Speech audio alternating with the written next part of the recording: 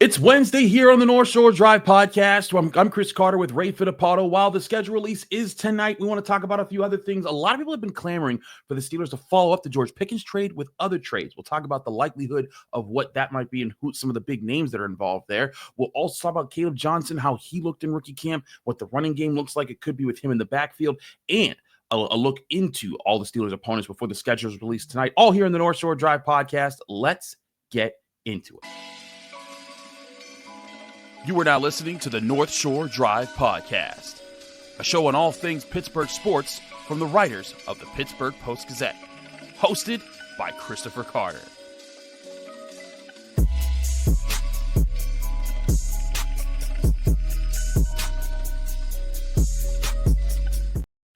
Hello and welcome to the North Shore Drive Podcast from the Pittsburgh Post-Gazette. I'm Chris Carter. He's Ray Fittipaldo. We're your Steelers writers here at the Post-Gazette. And as always, you can find the show in your favorite podcasting apps and on YouTube. Like this video if you enjoy it. Subscribe to this channel to get all of your Monday, Wednesday, Friday episodes of the North Shore Drive Podcast, as well as the daily content that comes out from all of our sports writers here at the Pittsburgh Post-Gazette. As always, this show is brought to you by Edgar Snyder Associates. Whether you're injured in an accident or you need help with workers' compensation, Edgar Snyder Associates has your back. Call them today for a free consultation at 1-800-94-EDGAR. They'll fight for your workers' compensation rights that you deserve. Remember, there's never a fee unless they get money for you. Ray, let's talk about a few things here. We're all kind of, we're a week away from now when the Steelers traded away George Pickens, and a lot of people were either shocked or validated by that move. But there's a lot of clamoring around Steelers fans for other moves to be made, other trades to be made, because they think that it's time to unload some of the bigger name talents with the Steelers so they can load up on more draft picks and try to build things moving forward. Of course, big names like TJ Watt are thrown around. Less Cam Hayward, because I think that when he went all pro last year and showed like he's still there, but Minkah Fitzpatrick's name gets thrown around. There's some big names that are getting thrown around as far as like they should be targets for the Steelers to trade and see what they can get in return. Even earlier in the offseason, people were saying that they should trade away TJ Watt for a third round pick, and I'm like, y'all are crazy. Do you see a likelihood of any of those types of moves happening? Maybe not just TJ Watt for a third, because that's crazy, but them moving on from some of their pillar pieces that are part of their team right now? Not unless they don't want to be here. And every indication I've ever gotten from TJ or Minkah is that they still want to be here. And I know the contract negotiation can get, maybe a little bit bitter at times, and there's maybe going to be some hard feelings with that. But Chris, unless things completely fall apart, it makes no sense to trade TJ Watt. As opposed to George Pickens, he's the type of guy you want to build around. He's the type of guy that you want setting the culture in your locker room. A guy who's going to be there first thing in the morning, watching film. Whenever you think about guys who are first in and last out, it's always TJ and Minkah. I mean, they're film junkies. They're doing what they got to do to get their bodies prepared to play on Sunday. So those are the types of guys that you always want on your football team. Yes, finances play a part, but like I said, unless those, negotiations break down, I think TJ Watt's going to be on this football team. One, because the Steelers want him, and two, because TJ has always said he wants to be here. I agree with that. And I think part of the thing here with the Steelers is that when they moved on from George Pickens, it wasn't that they didn't think that George Pickens was the kind of talent they wanted around. Of course, he's the kind of talent, but it's because he wasn't buying in on what they were trying to sell. Again, being late to games, late to the Christmas Day game, questions throughout the past few years, we've seen players kind of talk anonymously when we know it. They're kind of hinting at George Pickens, saying, we need guys to be on time. We need guys to not halfway work through practice. We need guys to fully buy in throughout the week. And a lot of times it was kind of like the finger point was going over to number 14 with those comments. And it was often the guys that were making those comments were TJ Watt, were Minkah Fitzpatrick. Those are the guys that you want in your locker room, because they're not only setting the tone, they're challenging others. But you also need people that are good followers before they can be good leaders. Like, for example, TJ Watt did not arrive with the Steelers and just immediately say, I'm the leader, everyone get behind me. He adhered to Cam Hayward. He adhered to the other leaders on the defense. He learned behind Bud Dupree until he surpassed Bud Dupree. And then he became the voice of the Steelers, kind of like how Cam Hayward did. Cam Hayward said he learned a lot from Brett Kiesel and Casey, the guys of that era, the defensive linemen that were setting the tone and were kind of passing the torch down to them. And he became a great follower and then eventually became the great leader that is the Steelers leader today. I think that's where a lot of these guys have been on, and they need those followers to take after these guys. And George Pickens, from all appearances, appears like he wasn't a good follower in that right. And so I think the trading away of Pickens is less about just trying to get rid of talent to pick up draft assets, and it's more so about trying to figure out which people you want in your organization long-term, because not only did they bring the talent on the field, but they know how to follow in the locker room and they project to be good leaders in the future for the locker room. Yeah, especially when you're a draft and develop team like the Steelers. You're not bringing in, a ton of free agents who have to fall in line. You want guys who are going to come up and learn, quote unquote, the Steelers way. Steelers went a little bit out of character this offseason with the signing of DK Metcalf and, making him one of the team's highest paid players. But, for the most part, it's guys like Alex Highsmith, mid-round pick, develop him.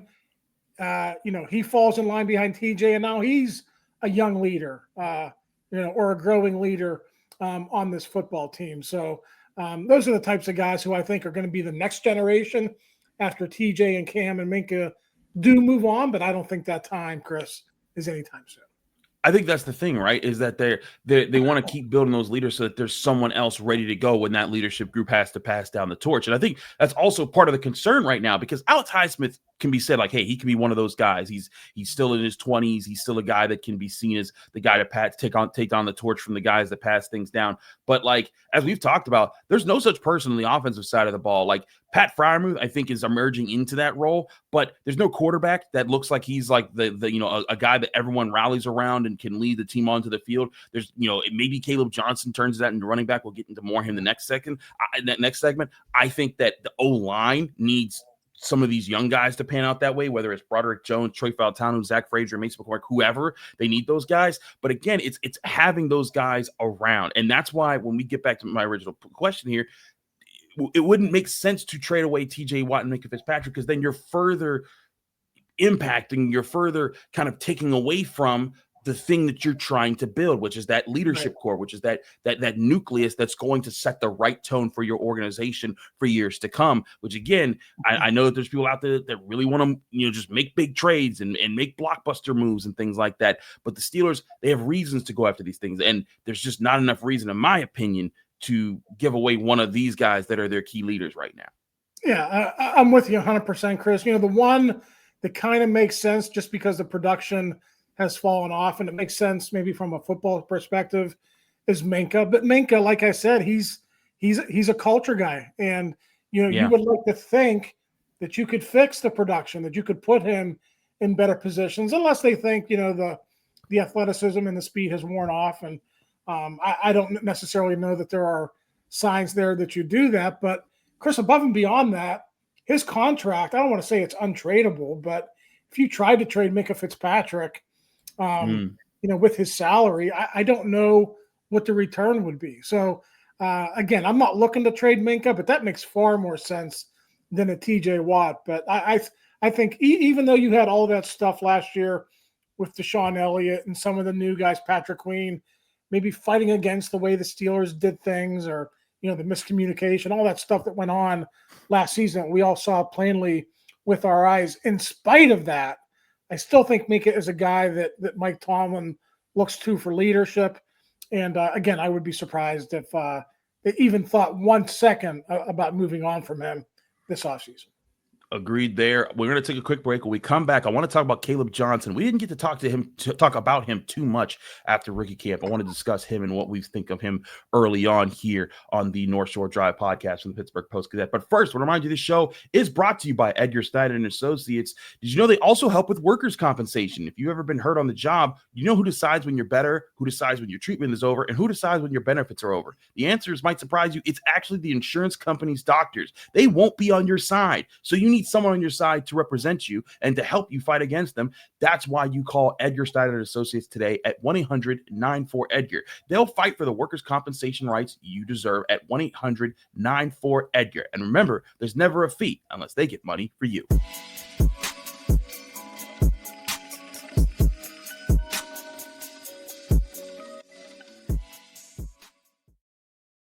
We're back here in the North Shore Drive podcast from the Pittsburgh Post-Gazette.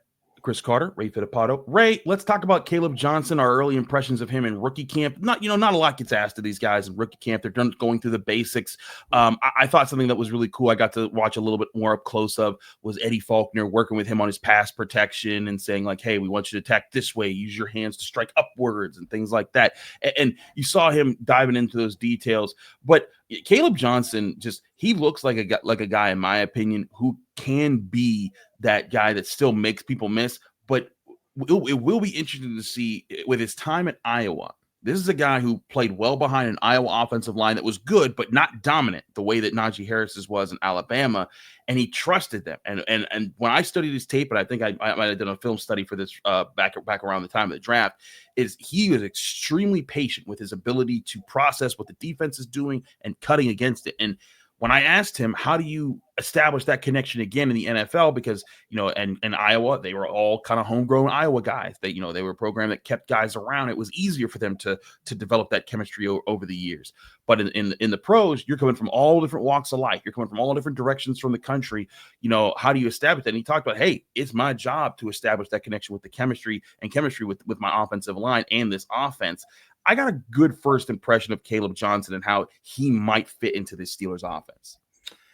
Yeah, and listen, what you touched on first, Chris, he is put together. Iowa has always been known as a team that's going to prepare their guys to play in the NFL. They got a great strength and conditioning program. They've had that for years. So their guys come out NFL ready. So don't be I wasn't surprised when they got all those guys from the Big Ten, and especially those two guys from Iowa, because they've been producing a lot of pros the last couple of seasons, even though, they haven't been, at the top of the Big Ten. So he very much looks the part of an NFL running back. And, Chris, you alluded to it, the one cut, the outside zone, being able to stretch things.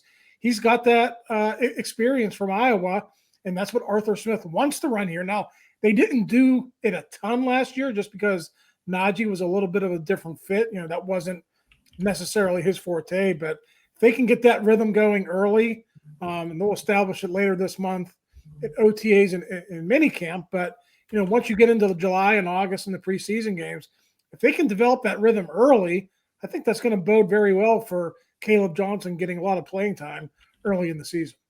I agree. I think that's definitely what's going to happen there. And I think it's going to be interesting to see.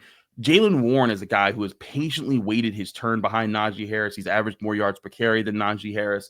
And part of that's because, he was the number 2 running back. Teams backed off when they saw him. And, it wasn't always the same for him as it was for Najee. But now he's presumably going to be the number 1 back. Only he's going to have the guy breathing down his shoulder. And his guy is an actual draft pick. I think that was always the other thing that worked against Jaylen, was that he was always undrafted. So that, if he didn't work out, there wasn't as much, pressure on that. Not when he's an undrafted free agent, but the guy behind him was drafted to be an effective player now and very soon. And so I guess I wonder what is going to be the line for when we see, Kaleb Johnson take over more carries than Jaylen Warren, or does that happen this year? Does Jaylen Warren hold him off and they kind of keep it as more of a balanced look?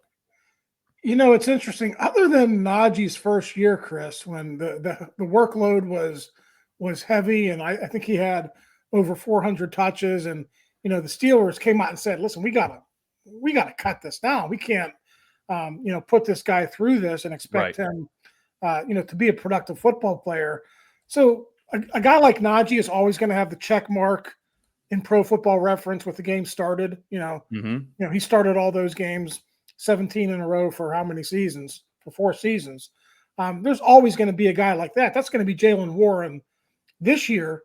But when it comes to touches, Chris, I think it's going to be more like a 1A, 1B type of a thing, more so than Jaylen Warren being the starter and getting the bulk of the playing time and the workload. I think we could see this as early as September where Kaleb Johnson is getting close to a 50-50 split. Now, I don't think it's going to be 50-50 early in the season because I do think they want to defer to the guy they're paying $5 million to, and they want to bring the rookie along slowly, right? You don't want to put a lot on the guy's plate early in his career, but I have every expectation that by season's end, it might be 50, 55, 45 in favor of Jaylen Warren, but, he's not going to get 65, 70% of the touches.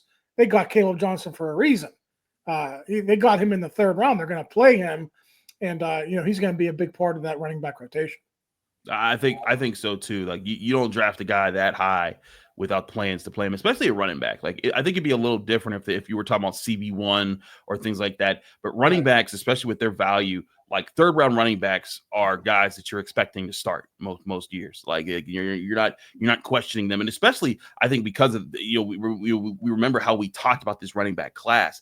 When we looked back at this running back class, we said the sweet spot was the second and third round. Yes, guys like Omarion Hampton, Ashton Jeanty would be amazing gets in the first round, but there was just a wealth of talent between in those second and third round picks that we were projecting there. And Kaleb Johnson was one guy that I think both of us was projecting might go in the second round. And so for them to get him in the third, I think that just adds to the value of like, hey, we got to steal with this guy. Let's go to work on it. And, I think this goes along with, how they got Jaylen Warren in the first place. When I talked to Eddie Faulkner the year that they brought him in as a rookie, when he was an undrafted free agent, he said, we had Jaylen Warren as our seventh best running back on the board. Right. So like when we saw him slipping down, we were like, let's see if he makes it to free agency. And then he did, and they signed him. And so now they have a guy that they've been developing for years and can be part of that. Now the question will be, how does his development go against just the rookie prowess of a guy like Kaleb Johnson? And they look like different styles of backs. Jaylen Warren's smaller, a little bit, probably has a little bit higher of a top speed than Kaleb Johnson. But make no mistake, Kaleb Johnson, whereas he's a thick runner and he ran that 4.5 40-yard dash time, he's a guy that can take off on you. And I think that's going to be the thing that I think surprises Steelers fans is he's not just going to be a guy that doesn't take advantage of the open lanes and turns them into big plays. And that could also be the thing that gets him more playing time a lot quicker too. Yeah, Chris, I think there's always going to be a transition period for every college player going to the NFL. But listen, if there's one position where you can step in and have a big role right away, it's at running back. I mean, look at Najee Harris. We just talked about, the 400 touches during his rookie season, him being a workhorse. Jaylen Warren coming in right away and having not as big of a role, but he was the third down back in his first season in the NFL. So that is the one position where, the information isn't overwhelming. You just hand the ball off, pick your hole, and run. That's basically what it is. And I think for that reason, I think that's why Kaleb Johnson has a chance to be a big part of the offense this year.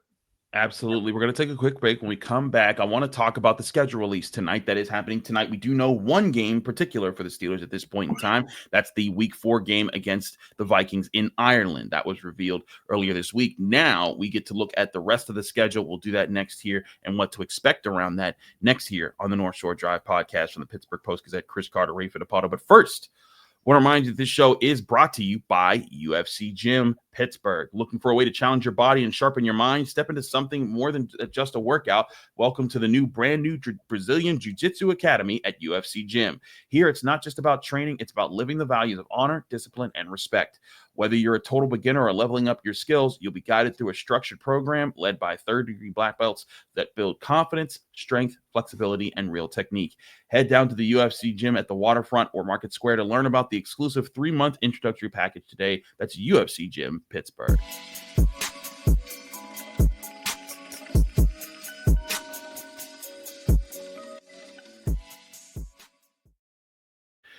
We're back here on the North Shore Drive podcast from the Pittsburgh Post-Gazette. Chris Carter, Ray Fittipaldo. Ray, let's talk about this schedule. Now, we do know that the game in Ireland is set for Week 4, one of the worst kept secrets of the schedule release. We kind of gotten sense of that. They are playing the Vikings there. So we know that. One thing that I did look at, though, we're going to talk about the rest of the schedule.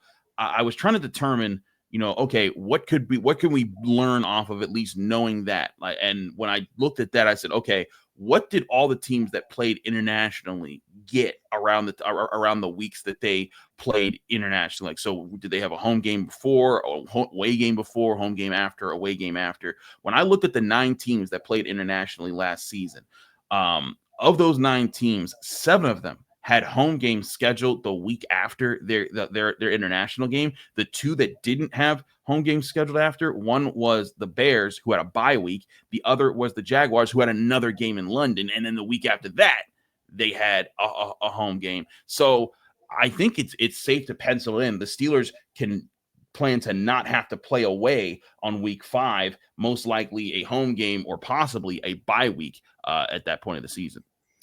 Yeah, and if you go back beyond last season, they've been playing these international games for 15, 20 years now. Bye weeks have been typical for a lot of teams after those international games because, listen, Chris, it is tough travel, right? I mean, these teams are traveling on charters, but that's still going to be, 6 or 7 hours coming back.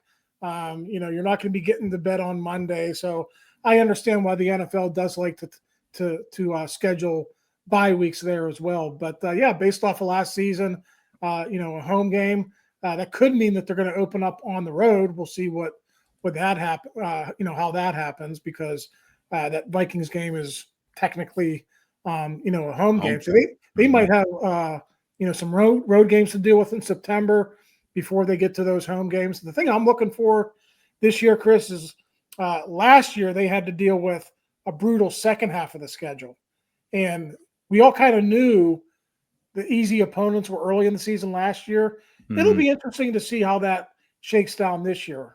Is it going to be, are all the tough games going to be later in the season again because you have so many AFC games and, the Bengals and the Ravens are going to be tough, or does the NFL spread those games out a little bit more, maybe make it, a little bit more equitable for all teams involved? Certainly, I think that's part of the question here. Also, when looking at the games before international play of those 9 teams, all but 2 of those teams, all but 3 of those teams the week before had a home game before their international game. 2 of those teams didn't have a game because it was the season opener in Brazil between the Eagles and the Packers, and the only team that didn't have one was the Vikings last year, who did have an away game. So, to your point, it does lend itself to saying maybe the Steelers don't have a home opener to start off the season, because if you're having at least a home game the week before, maybe a home game the week after, and that is also counted as a home game in Ireland, that's probably going to push away from that. But let's talk about the opponents that you mentioned there, because the Steelers, I believe, have 8 playoff games, or 8 games against playoff opponents going into next season. That's something that's gonna be a factor there. When you look at the teams that made the playoffs last year, you got the Ravens twice. That's 2 games. The Bills, the Colts, the Packers, the Vikings, the Chargers, the Lions. Actually, the Colts weren't a playoff team, so that's actually a mistake there. But so 7 games there, but still that's a packed schedule of teams that you're going to have to play at some point. And some of these teams I think also could be more dangerous, because that doesn't include 2 games against the Bengals, who still have Joe Burrow and Jamar Chase and T. Higgins to worry about. I was about to say that, the Bengals were kind of going in the opposite direction of the Steelers late last season. The Steelers were going this way, and the Bengals, they just dug themselves too deep of a hole to get back into the playoff mix. And that's the story with the Bengals almost every single year for the last few years now. They crapped the bed in September, and they're just having an uphill battle, to get back into playoff contention. So I have every reason to believe that the Bengals are going to be in the mix again this year, and quite possibly a playoff team. And like I said, Chris, if you're backloading the schedule with division games, then the Steelers are going to have at least 2 against the Bengals and the Ravens probably after Thanksgiving, and that's always difficult. We saw last year the Eagles, the Chiefs. It just got to be overwhelming for the team, and they couldn't handle it. We'll see what transpires this year. It certainly will. There's also plenty of other teams that are intriguing as far as who could be, who was really good from last year and who could be better from last year. Teams that we know were good last year. At Detroit Lions, the Lions were one of the best teams in football last year. I mean, the Vikings themselves weren't. They won 14 games, so like those aren't pushovers. So you have the NFC North, which was one of the best divisions in football, maybe the best division in football last year, with the Packers, Lions, and Vikings all being playoff teams there. So that's something. And then you still have the Bears, who have a new coach and Ben Johnson with Caleb Williams. So they're talking about they could be a better team. And you still have teams, and you're still at the Chargers, where Jim Harbaugh is trying to redevelop what they're doing there. Their offensive line is going to continue to get better. Justin Herbert's going to have more with him. So you have that there. You're playing the Bills at home. The Bills have just been a nightmare for the Steelers for the past several years, since 2021 was the last time they beat them. So that's a factor there. When you look at the schedule, there aren't too many soft spots where you could say, like, okay, they could stack their wins here and there. Maybe you could say the Seahawks. You might want to say the Colts, but they haven't beaten the Colts in a while. In fact, they haven't beaten the Colts since Shane Steichen took over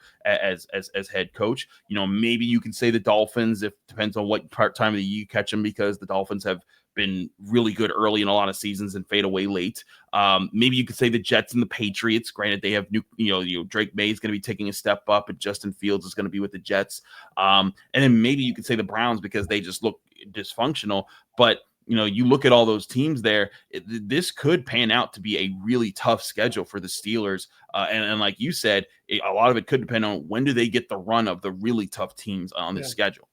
If the NFL continues to set up the Steelers with like NFC opponents early in the season, that actually could work out well, because you would be facing those young quarterbacks. Kaleb Johnson would be in his, or Caleb Williams. I'm going to do that. I almost did it myself.